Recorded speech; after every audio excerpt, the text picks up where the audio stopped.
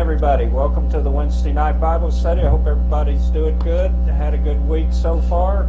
Here we are, ready to talk about the Bible. But first I'll say hello. First we'll say, let's pray and let's ask God's blessing upon these proceedings. Our Father in heaven, we thank you for being with us this evening. We thank you for blessing this house and blessing these Bible studies, Father, and we ask your protection during these times. We've had experienced problems with lightning, different things like that shutting us off, so we ask that you would protect us for those this week. This is a very important subject, and we need to hear it. The people need to hear it, and we just ask that you just watch over us, guide us, guard our thoughts, our mind, help us be intuitive and think of the things that we need to ask and talk about, and just bless this whole subject, Father, in this evening's service. And we ask this in Christ's name. So be it. So be it. All right. Everybody out there, just a few little things. Don't forget, trumpets will be here probably, I think, in about a month and a half, and then maybe a little bit longer. But anyway, just you need to start thinking about the feast and getting your room and all those kind of things. I know the schedule, I put the speaking schedules online now, so there may be some minor adjustments in the future to it, but right now that's kind of probably the way it's going to be. And Randy's getting the activities put together for me, so we'll put that on as soon as he gives me that list, and then just get prepared. It'll be here real quick. Also, just to remind everybody, if you have any questions or comments, there's a little box below the window, and we would ask that you put those questions and comments in that little window and hit continue, and it'll come to us, and then we will answer the question, or we will generally, unless it's something like Randy's super good looking or something like that, then we will just we'll comment on it or whatever. But just to let you know all of that, and we do want your input. We do want to hear from you. We want to, and I've been working on the lights. You can tell me how they look tonight too. I think we made some major headway this week on the light situation. So anyway, I will leave all that alone and turn it over to Randy. Just one small thing with the feast. Remember, we have a raffle, so if you could start bringing or thinking of stuff to bring to the raffle, we would appreciate that. Okay, that's my little bit of ad. Okay, the title of this, if you want a title, is The Trial of Jesus and the Sanhedrin. I've got 3 references. I've got a whole lot more than these 3, but the 3 main references I went off of, 2 of them had the exact same title. It was called The Trial of Jesus. One was by Walter M. Chandler. The other one was by Giovanni Rossetti. And then the main one, this is a big one. This is basically a law book. It's called The Criminal Jurisprudence of the Ancient Hebrews, and it's by S. Mendelssohn. These are 3. I used a whole lot more. I couldn't put down all the references I did because this whole thing's just full of stuff I was able to extrapolate. But we're going to start off with the Sanhedrin. This is a little bit of a history, a little bit of background, a little bit of how it functioned. Number 1, Sanhedrin, all it means is court. If you hear the Great Sanhedrin, that was the Supreme Court. What we have the Supreme Court, that was the Supreme Court back then, and there were 71 members on this court. The number came from Numbers 11:16. That's where Moses got the 70 elders to start making judgments and all, and he was in charge of it, so that's how they came up with the number of 71 on the court of the Sanhedrin. It was held in the Hall of Hewn Stones, which was part of the temple. So when they conducted court, all the judges were in a semicircle. That way, whoever brought the case would stand in front of them, and they all would be able to get a good view of the individual, either accusing someone. They had a good view of the witnesses and the accused. That way, when they asked their questions, they could see the individual and try to determine if he was telling the truth or not. Also, the judges on this court were judges, but they were also the defense attorney for who the accused was. They did not have a prosecuting attorney back then. They didn't have a defense attorney. What would happen is the person bringing charges would come forward, would present the charges, and they would start asking them questions. Then they would start bringing a witness one at a time. And everyone was sequestered, except the one person either giving testimony of whatever. That way, no one could hear what someone else said, because they were comparing, were they telling the truth? Also, the court could not, by law, start prior than the morning sacrifice, and it had to end prior to the evening sacrifice. There was no court except between those two times and the daylight times.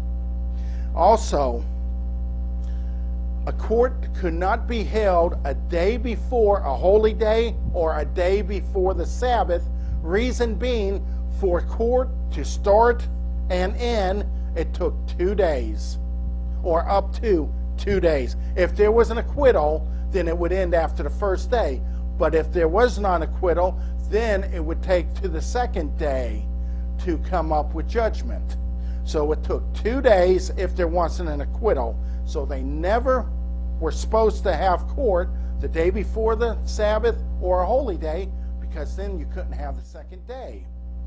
The judges, as I said, they were there to listen to testimony, to listen to the witnesses, and also to quiz the person giving testimony. The more a judge tested or quizzed the individual, the witness, the more he was deserving of praise, is what was said. Some of the questions, this is only a small sample of some of the questions. They could ask whatever they wanted. But some of the questions they would ask is, what day or what week did the incident happen? What was the year of the incident? What was the month? On what day? In what hour? In what place? Did you recognize him? Did you warn him? Those were just some of the questions that the witnesses had to answer. And each judge could ask whatever questions they wanted. Now the witnesses, as I said, they came one at a time up in front of the judges. They were by themselves, and there were 71 judges that they were facing. Now, when you gave testimony, remember this. This is so key. The judges were looking for reasons to find the individual innocent. Their whole purpose was to find evidence so that this person would be found innocent. Now, when they asked a witness a question, if let's say there's two witnesses, if one of the two witnesses answered, "I do not know," then his evidence was thrown out. It was invalid. But during the cross-examination, if one answered, "We do not know," and the other one answered, "We do not know," then that was legal. They would keep that. It was valid testimony. If they contradicted one another, whether during the initial inquiry or during the cross-examination, their evidence became invalid. Here's a couple of examples. If one of the witnesses said, "At the second hour," and the other witness said, "At the third hour," their evidence remained valid. It was fine. But if one witness said, "At the fifth hour," and the second witness said, "At the seventh hour," then their testimony was invalid, because the fifth hour, the sun was in the east, seventh hour, sun was in the west, and because of that, their testimony was invalid. That's two examples of how we would call it incredibly nitpicky. But remember this, the sole purpose, well, not sole, because they were making judgments, but one of their purpose was to find the individual innocent. Now, during deliberations, once when all the testimony was given by the witnesses, and it was all, they all said the same thing. Then this, the judges in the Sanhedrin, this would be the Great Sanhedrin, they voted, and according to the vote, it came out that the majority of them said in favor of acquittal. That was it. They were done. The person that was accused would get up and walk out because he was free. He was acquitted of the crime.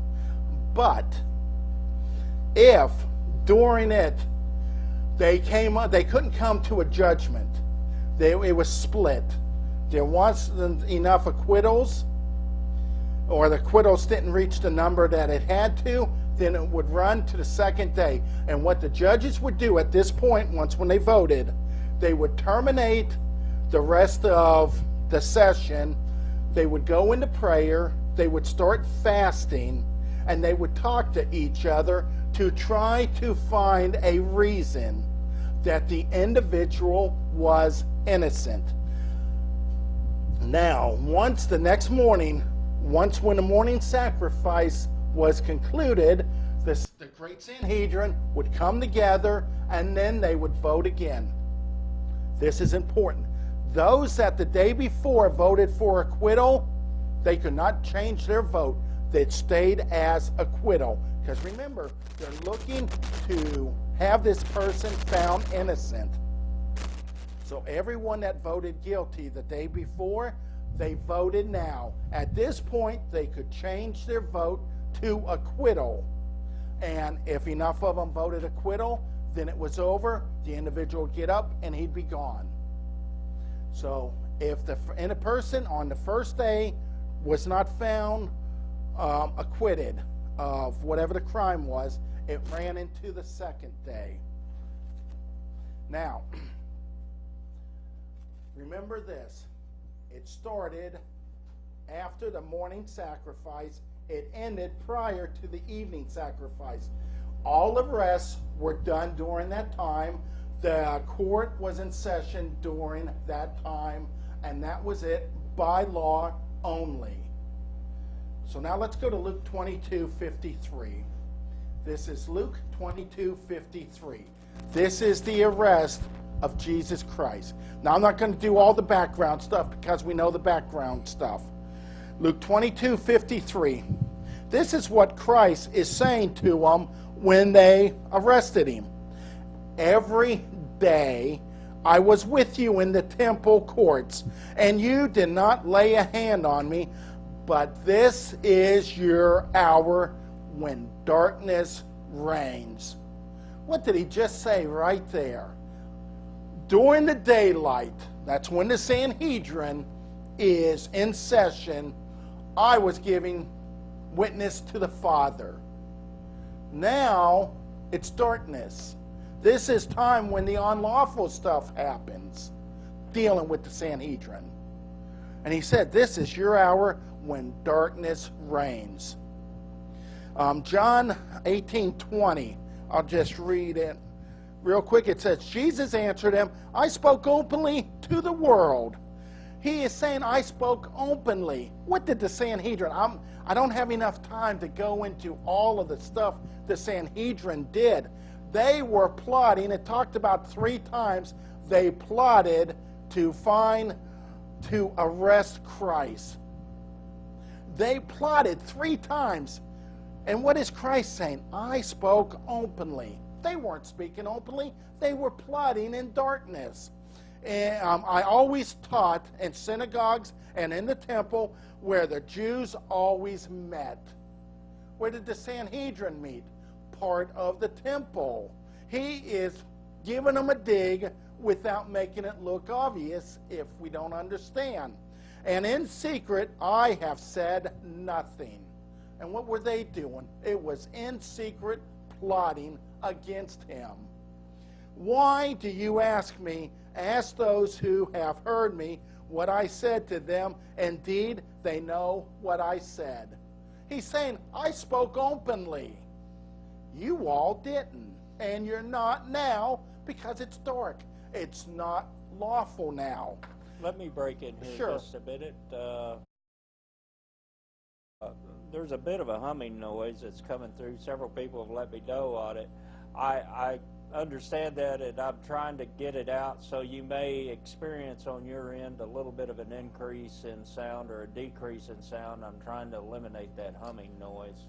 I don't know where it's coming from. If I spoke louder, would it take away the humming noise? No, Randy, you're doing fine. Just want to let everybody know. Okay. Now, we've got two sets of individuals here. We have Jesus Christ, and we have the people of the Sanhedrin. I'm about to insert a third person, which we all know. This is Judas Iscariot. John 18:2, I'll just read it real quick. And Judas, who betrayed him, also knew the place of Jesus, often met there with his disciples. Reason I did this is so we can go to the Old Testament, which is Exodus 23, let me get my glasses, 23:8. Judas betrayed Christ for money. The Sanhedrin is the one, once when Judas went to him, then we started talking about bribery. This is what Exodus 23 says.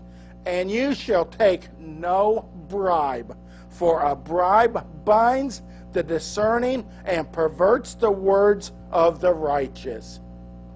When the Sanhedrin gave money to Judas, they just went about bribing. Another example of where they kept going against the law. Their own laws, the laws of God, they just kept stumbling over themselves. Now we are going to get down to the trial. This is where we may be doing, we're going to be doing a lot of flipping. Reason being is the trial is broken up, and the parts I need is broken up between the four Gospels. So we're going to start off with Matthew 26:57. This is Matthew 26:57. Those who had arrested Jesus took him to Caiaphas, the high priest, where the teachers of the law and the elders had assembled. What they just did was take Christ before the Sanhedrin. Now, the Sanhedrin is supposed to meet in the Hall of Hewn Stones, which is part of the temple. But what did they do here? They took him to the high priest's home. Mark 14:55. This is very, very important. This is Mark 14:55. This is the attitude. This is the mindset. This is where the Sanhedrin are coming from mentally, on what they're after, what they want. Mark 14:55. Now the chief priests and all, that is all, the council sought testimony against Jesus to put him to death, but found none. What was the job of the judges of the Sanhedrin? It was to find evidence. It was to find the individual innocent. And all, it said all, that means 100%, sought testimony against Christ to put him to death. They were doing the exact opposite of what the law said to do. The law said, find him innocent if possible. I mean, you don't lie, cheat, or steal. You don't do anything illegal to find him innocent. But if you have a theory and you find him innocent, that's what you're supposed to do. Let's go down to, this is Mark 14:56. For many bore false witness against him, but their testimonies did not agree. Now, I guarantee you money, the Sanhedrin, the judges, wanted to find Christ guilty. How many softball questions did they throw at these false witnesses? They would not have asked them any hard questions. They would have thrown out the easiest, simplest questions. And they still failed. The false witnesses did not produce because there was contradiction somewhere in their testimony, and out it went. But here's the thing. What happens to false witnesses? This is Deuteronomy 19, verse 16 is where I'm starting. I generally would wait for you to turn to it, but I've got quite a bit I'm trying to cover. It says, if a malicious witness rises up against a man to accuse him of wrongdoing, then both the men who had the dispute shall stand before the Eternal, before the priests and the judges who will be in office in those days, and the judges shall investigate thoroughly. And if the witness is a false witness, which we just read about in Mark 14, they were false witnesses, and he is accusing his brother falsely, then you shall do to him just as he had intended to do to his brother. Thus you shall purge the evil from among you. What should have happened to every one of these false witnesses? But there's nowhere in history that they said it happened. They wanted Christ to be killed, stoned, crucified. They wanted Christ dead. Every one of those false witnesses should have died because that's what they were testifying about. This is back in Mark 14. I should have said stick a finger there. Mark 14:57. Back to Mark 14:57. Then some rose up and bore a false witness against him, saying, we heard him say. Now we know what they are testifying, what they are saying. I will destroy this temple made by hands, and within 3 days I will build another made without hands. But not even then did their testimony agree. That is less than 20 words these false witnesses had to say and then give testimony, and it didn't agree. Their testimony was useless. But now let's find out. That's what they claim Christ said. What did Christ actually say? This is in John 2:18. Whoops. No. Go to John 2:18. I'm sorry. Oh, let me make sure this is the right one. Boy, that sounds kind of close to. Okay, yeah. John 2:18. Yeah. So the Jews answered and said to him, what sign do you show to us since you do these things? Jesus, this is verse 19. Jesus answered and said to them, destroy this temple. Well, what did the false witnesses say? They said, I will destroy this temple. What did Christ actually say? Destroy this temple, and in 3 days I will raise it up. He never, ever, ever said he was going to destroy the temple. That would have been suicide. But they didn't realize what he was talking about. But what we get is even less than 20 words, and they still blew it. Okay, now, the high priest. The high priest is asking questions, and Christ is not answering. We're back on Mark 14:60. Mark 14:60. And the high priest stood up in the midst and asked Jesus, saying, do you answer nothing? What is it these men testify against you? What did the high priest just ask Christ to do? He asked him to testify against himself. Back then, it was illegal. You could not convict yourself. One witness cannot convict. Self-incrimination, that is out. That was wrong back then, just as it's wrong now. So, let me get... When Jesus spoke, again, the people said, this is John 8:12. When Jesus spoke again to the people, he said, I am the light of the world. Whoever follows me will never walk in darkness, but will have the light of light. The Pharisees challenged him. Here you are appearing as your own witness. Your testimony is not valid. Right here the Pharisees says, or are saying, your testimony is not valid. That was prior to him facing the Sanhedrin. Now, Christ, they just gave a precedent that his testimony is not valid. It was their law that you cannot testify against yourself. And right here they're saying that his testimony is not valid. We're back, or let's go to Matthew 26. Matthew 26. Let's see here. Matthew, let me get the 26 real quick. 26. Okay, and this is Matthew 26:62. And the high priest arose. This is right after Christ said that the false witness says, I am able to destroy the temple.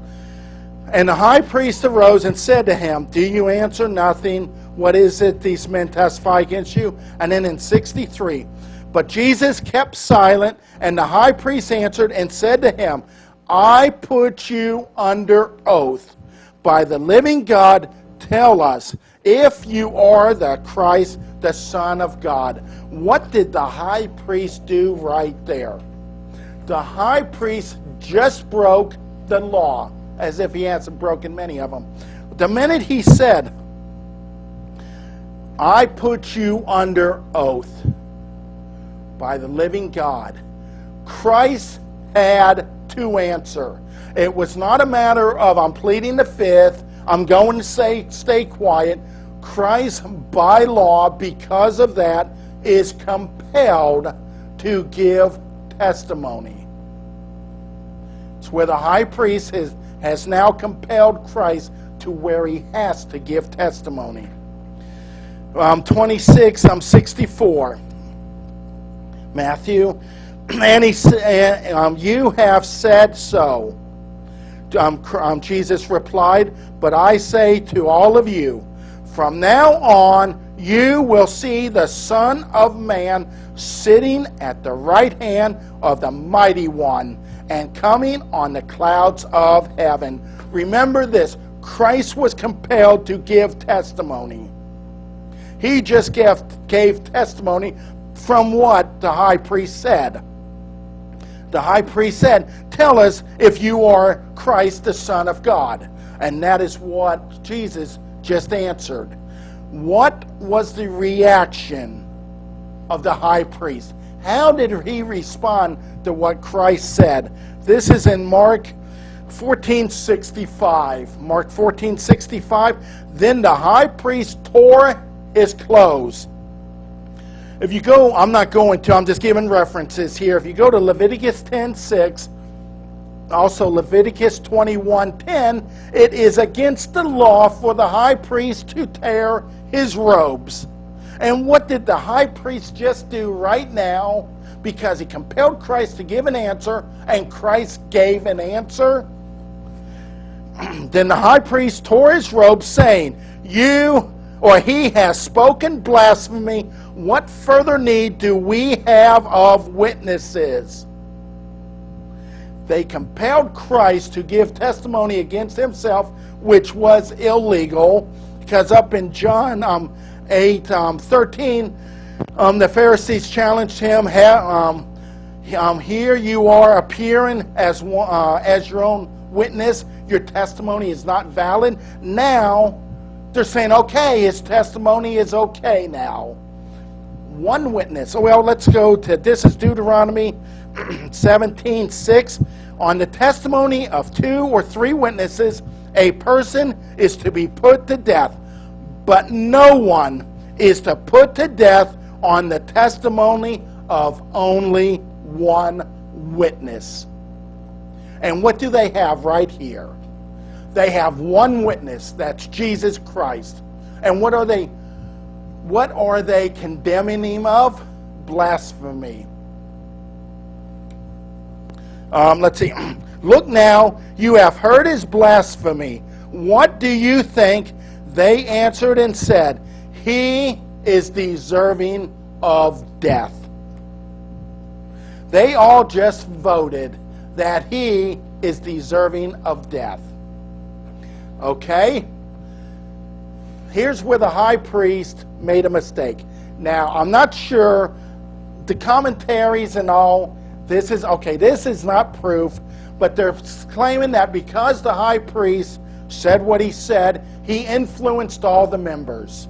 The high priest was not there to influence anyone. He was just there to take testimony. And what did he say here? Look now, you have heard his blasphemy. What do you think? They answered and said, he is deserving of death. The high priest initiated a sentence, a judgment, that he was not supposed to. It was supposed to be debated. It was supposed to be taken a vote after the debates and all. But here, the high priest did it on his own. Now, the way it was supposed to set up is once when all the testimony was over, the very youngest member in the Sanhedrin, whoever the youngest member was, when I say youngest, it's the newest member, let me put it that way. Whoever the newest member was supposed to get up and start saying, this is what I believe. And he would start going over what if he felt it was innocent, guilty, and his reason being. Then the second one would get up, do the same thing, and it would go through all 70 of the judges until it came to the high priest. That way, they would have it recorded. How many says innocent? How many says guilty? No one is influenced by someone with greater longevity. That is the way it was supposed, that was the way the law said it is supposed to be set up and supposed to be done. Now,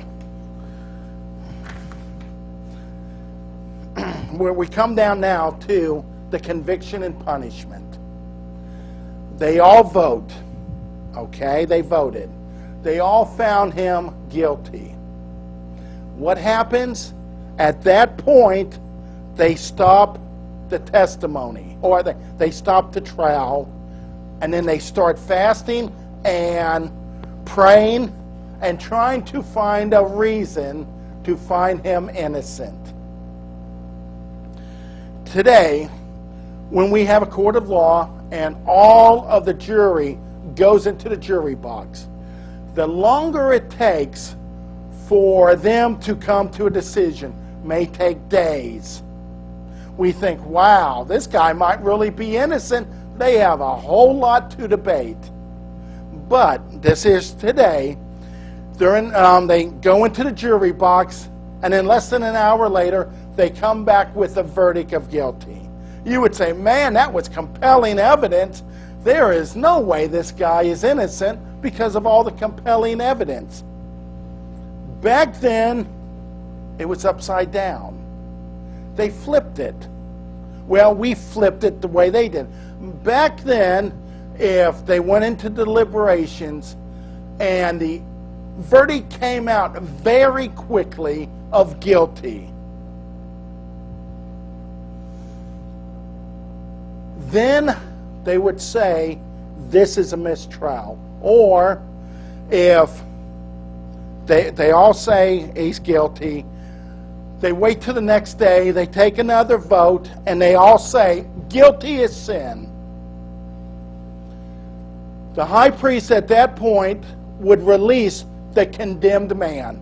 Reason being is if they came up with a guilty verdict that quickly, then this was a railroaded, whatever you want to call court. They just railroaded the guy through. Or if they all voted guilty, next day they come in and all of them voted guilty again, the high priest would get up and release the condemned man. He was now innocent to go. Here was their reasoning. 71 people will never, ever, ever be in total agreement. If they are in total agreement, then there is collusion somewhere. This thing is a scam trial. The innocent or the guilty man is now innocent. He stands up and he goes. What did they find with Jesus? They all found him guilty. Now, these men had to at least show that they were following the law. Now, this one, I looked for Bible verses.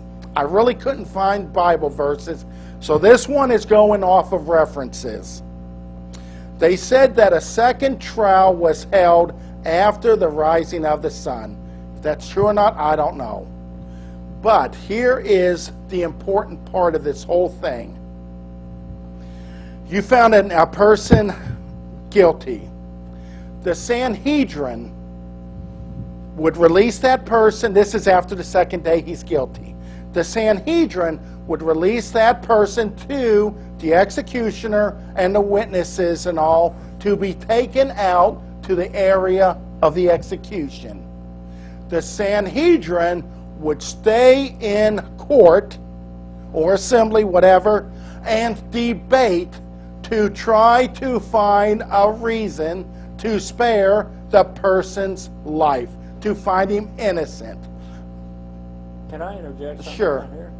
Is it possibly the reason why they took him to Pilate to have him condemned is because they didn't have the second trial and they wanted an outsider to condemn him? From what I've read, they wanted to legitimize Christ's death without them being accused of putting him to death. And that's the reason why they had to take him to Pilate, Yes. because by law they had already messed up. Yes. Yes. Go ahead. Okay. Well, you're getting into something at the feast okay, I want to talk about. But, okay, now, what they would do is the condemned man would go out. Now, there would be a man outside the door with a flag raised up in the air. As the condemned man and the party was going to the place of execution, there was a man looking back, and they said he was on horseback, was looking back. If that flag ever fell, they were to turn around the entire party, the execution party, the condemned man, go back to the Sanhedrin and start going over the testimony that they just heard from what one of the judges said. Or, okay, also, let me finish.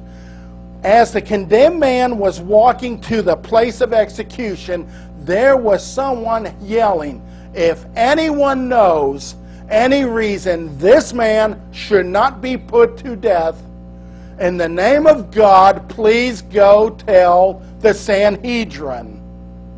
They were going out of their way as far as they could not to execute anyone. Okay, now that's the reason the guy was on horseback. This guy would tell him, "Hey, I have evidence." The guy on horseback would run back to the Sanhedrin, to the guy with the flag, would lower the flag, then everyone would turn around and come back. They would listen to the testimony, listen to evidence, and if the guy was still found guilty, it would all start over again. He would head back out to the place of execution. Now, we brought in a third person. We have Jesus, we have the judges of the Sanhedrin, and we have Judas. Now, let's go to Matthew 27, and let's see if this makes any sense to us. This is Matthew 27:2. So they bound him, that's Christ, led him away and handed him over to Pilate the governor. When Judas, who had betrayed him, saw that Jesus was condemned, he was seized with remorse and returned the 30 pieces of silver to the chief priests and the elders. I have sinned, he said, for I have betrayed innocent blood. And what did the Sanhedrin say? What is that to us? They replied. That's your responsibility. So Judas threw the money into the temple and left. Then he went away and hung himself. The chief priest picked up the coins and said, it is against the law to put this into the treasury, since it is blood money. What did you just read, or what did I just read? What do we get from what we just heard? Number one, Judas saw that Christ was taken to Pilate, found that he was condemned to death. So, what did he do? He went back.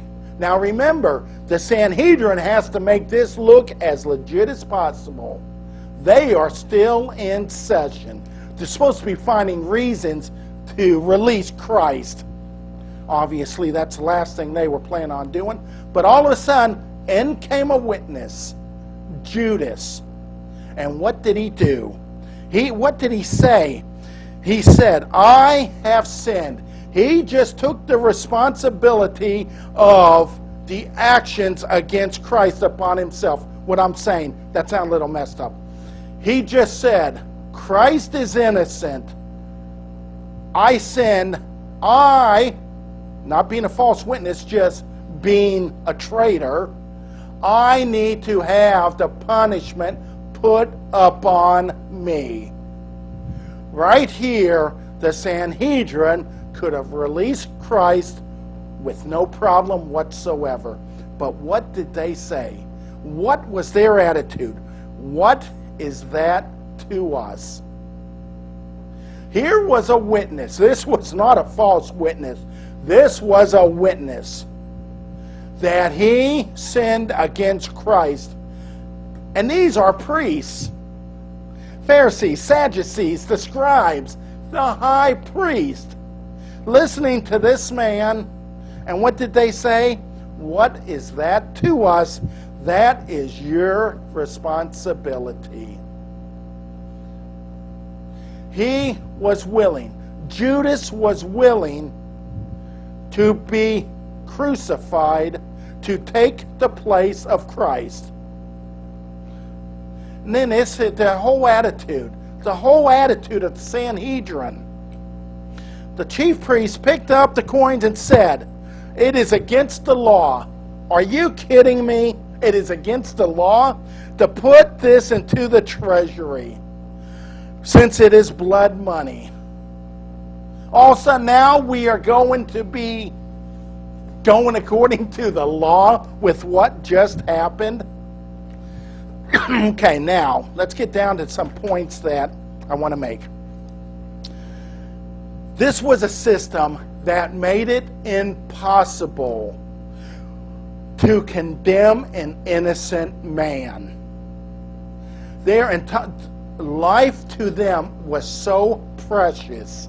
They would have rather have let a guilty man go than to kill an innocent man, unless, of course, it's our Savior. But, let's see. The Sanhedrin, what did they do? They twisted, they broke, they went against every procedural law that there was in the Hebrew laws. They did whatever, and I mean literally, whatever it would take. Now, how does this affect us? Because this affects us. I'm talking about us today, not Christ being our Savior and all. How does this affect us? We have a tendency or a trend to, when we read the Bible, to just kind of go over it, just glance over it, go over the high points.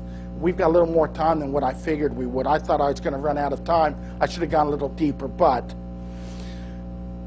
we need to, when we pick up this Bible, which is the inspired Word of God, we need to quit skimming. Now, I'm not saying everyone's not reading it in depth, but we need to quit skimming and actually find out what they are saying, what they mean, what the entire story is about. What I am hoping is that this will encourage you, get a little spark of fire going to where you decide, I want to read all 4 Gospels of the trial that went against Jesus and literally see the steps, the procedures, see literally what was happening. Because I'll tell you the truth, I skimmed over a lot of this stuff. You start your research and all, and it's amazing the stuff that the high priest, what he wore and all of that. Getting off on a tangent, I'm trying to get us to where we think when we read a verse, what is the verse saying? What does it mean? Who is saying it? Why are they saying it? Why is it in the Bible? Where is it happening? Just get as much information as we can. And yes, that takes research. But you know what? It gets fun after a while. Of course, you'll get real deep in the weeds and all, but that's just part of it. But here's something else. Here is a lesson. No matter how badly we treat God, no matter how awful we turn from God, no matter what we do to God, Jesus will never, ever stop loving us. Now, that should be the end of all of this. Oh, no. We got something. I said we have to dig deep. We have to find out, what does all of this mean? Is this just a story about our Savior going to a false trial, being accused, and being crucified? Is that what all of this is about, or is there a deeper, deeper, deeper meaning to it? Here, let me ask you this. I meant to find a verse, but I couldn't. What were the Sanhedrin doing? You're saying they were accusing Christ. They were treating Christ wrong. No. What were they digging for on Christ? Every question they asked him, what was it for? Was it to find fault? Was it to find a blemish? Was it to find something wrong with his character? What were they not doing exactly to Christ? What they did 3 days ahead, I think it's 3 days, it's in the Old Testament, I forget.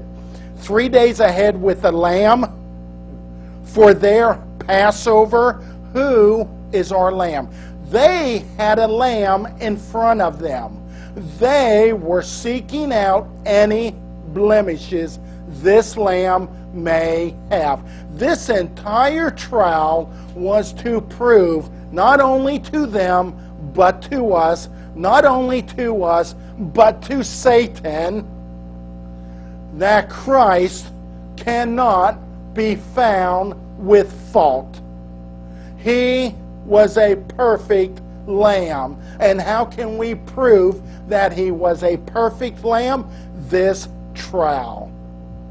This trial was to prove, to search, to seek that Christ was qualified to be our Passover sacrifice. This is all about our sacrificial lamb. Now remember this. That day, Christ was going to die no matter what. If the Sanhedrin did not do this, Christ was still going to be crucified. If the Sanhedrin said you're innocent, Christ was still going to be scourged. Why? Because he was our sacrifice. Because he had to be scourged so that we could be healed. He had to die. And how do we know that we had a perfect lamb? Because thankfully, these men did exactly what they did.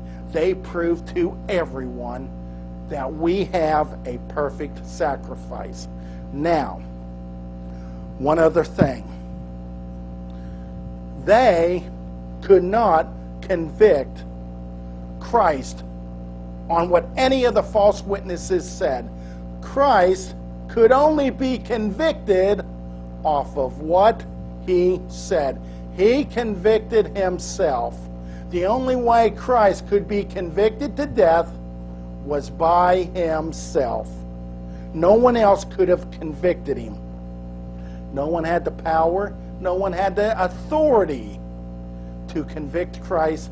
He had it himself. We got done a whole lot quicker. I rushed through a lot of this stuff, but I thought we were going to get a few questions. Well, I wanted to bring up, too, I had heard a long time ago, and I didn't think about looking it up, but at that particular time in history, the Romans forbade the Israelites or the Hebrews at that time to do executions. Executions had to go through Stop. Oh, I fell in that trap also. Let me ask you this one question. I'll bring up a name. Stephen. Yeah, but that was illegal. That was illegal? Yes. I'll bring up another name. Paul.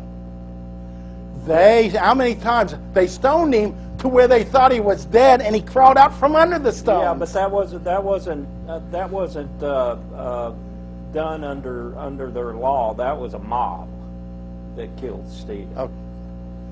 Now, sure, Paul put his okie dokie on it, but that was not jurisprudence. That was a lynch mob right there, basically, that killed Stephen. Okay, I got you. Because I thought the exact same thing, but then those two examples came to my head, but I didn't research it. I didn't research it either. I'm just going off of memory. Yeah. So, but I had heard that. As a matter of fact, I heard it from your dad. He was the one who talked about that before. Well, that's something I'm going to have to look into then. Yeah. But we got a couple questions. No, those I want to bring this up because this was sent to me. Let us remember Pee Wee Soden in our prayers. He is Margie's husband, and Margie attends the Austin group. He is set for 3 or 4 coronary artery bypass, 7:30 Monday a.m. Methodist Hospital, Stone Oak, San Antonio. Ooh. Yeah, definitely keep him in our prayers.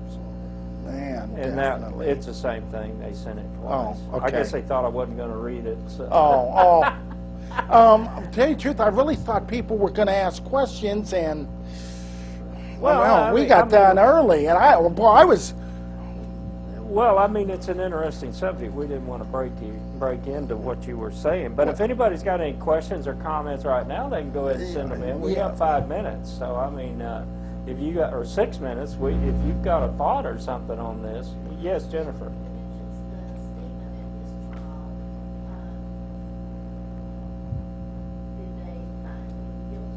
No, that was mob rule. That was just. No, it was. I don't believe it was. Just a second, I'm headed to Acts. Peter. I could be totally off base, but I'm pretty sure. Stephen arrested the council. Then the high priest said, "Are these things so?" He was before the high priest. So if he's before the high, and it says the high priest and council is what it says in my heading. If he's before the high priest and the council, that sounds like the Sanhedrin. You just have to look at it a little bit. I remember your dad giving a sermon a long time ago said that he couldn't be killed by the Hebrews at that time because they weren't allowed to do execution. It was only like a 3-year window there or something, if I remember the story correctly. You remember it, Virginia? Do you remember that? what I was talking about. About Frank giving the sermon on that. Okay. They must have been in, I don't know, but after he said what he said, Stephen said some pretty powerful stuff. Yeah, he got them riled up. Yeah. And this is 57. This is Acts 7:57. Then they cried out with a loud voice, stopped their ears, and ran at him with one accord. Yeah. That's all of them again. Yeah. And they cast him out of the city and stoned him. And the witnesses laid down their coats at the feet of a young man called Saul. And they stoned Stephen as he was calling on God and saying, "Eternal Jesus, receive my spirit." And see, this was years later too. It wasn't right then. Can't hear Jennifer. Sorry. Oh. She's not in front of the microphone. How'd they know it was? Yeah, how'd you know it was You Jennifer? just got dimed out. I think you said Jennifer. I think you said her name. But did I? I don't know. I just found this so interesting, and the more I searched into it, it just got deeper and deeper. But when you read this stuff, they don't see it as the cleansing or as the inspection of our Savior, a lamb. They just see it as a false trial, which yes, it was, but there was so much more to it because they were ensuring that their Savior, their lamb, was blemishless. He had no blemish. I think what most people think about it, whenever we think about law with God, we think about the Torah. We think that most everything's probably outlined one way or another through the Torah. So we don't think about all the nuances and the legalistic gyrations they went through back then in those days, and what the law had developed into. And we should, because we often quote about the 1,500 laws that they have, to obey the Sabbath and different things like that. But you mentioned the Torah. That was interesting. That was one of the reasons why they went to such care to try to find a person innocent, because of how harsh the rule or the outcome was of a lot of breaking these laws. Yeah. It was stoning. It was death. I don't normally quote or give out a person's name, but I'm going to this time because they validate what I said. Randy, it was the most informative Bible study. You explained this quite well. You all keep up the great work. Ronnie, I remember Frank saying what you said. And, okay, yeah. Yeah. Okay, well, that's good for me then. Yeah. If Dad said it, done deal. No, not quite. Well, I do verify. No, it'd be interesting to look up. Yeah. It really would to make sure. But I remember him saying that at that particular time. That at that particular time when Christ was crucified, the Hebrews at that time, by Roman law, by edict by Rome, were not allowed to execute anybody. They had to take them to the governor or whoever to get them to execute that person, and that was one of the reasons why they took him to Pilate. I don't know. Well, would it also be? Seems like I've read in your report, that they took him to Pilate because it was going to be Passover, and they did not. Well, yeah, there was a lot of that behind there too. That they didn't want to bloody their hands, or they couldn't have their Passover. Yes, they couldn't have Passover because they would have blood on their hands. Yes. It said if they here's what it said: if they had authority to execute Jesus, they would have stoned him, and that's absolutely correct. That was their way of executing somebody. And here's somebody else says, "Wow, no questions here, but what a great study! This is information you've delivered. We'll be thanking the application of the law." Okay, and then one more. And why didn't God's people stand up to back up the proceedings? Well, who knows? Christ had to die. Yeah. There's no ands, ifs, or buts. Christ had to die, and I don't care what the people did. Yeah. Christ was going to be crucified. He had to. And with that, I am going to say, because it is 8 o'clock, I'm going to say, may you all have a very blessed week. Can't wait to see everyone in Austin. And 10:30 Austin, 1 p.m. Waco, 2 p.m. San Angelo, 12 p.m. Houston, and call Missouri. Oh, no, you've got time for Missouri and St. Louis. One that. of them is at 2 o'clock, and the other one is at 10:30. Yes, you do. You've got times. Oh, do I? They are now committed to times. I better take that off. But may you all have a very blessed and safe week. All right. Good night, everybody.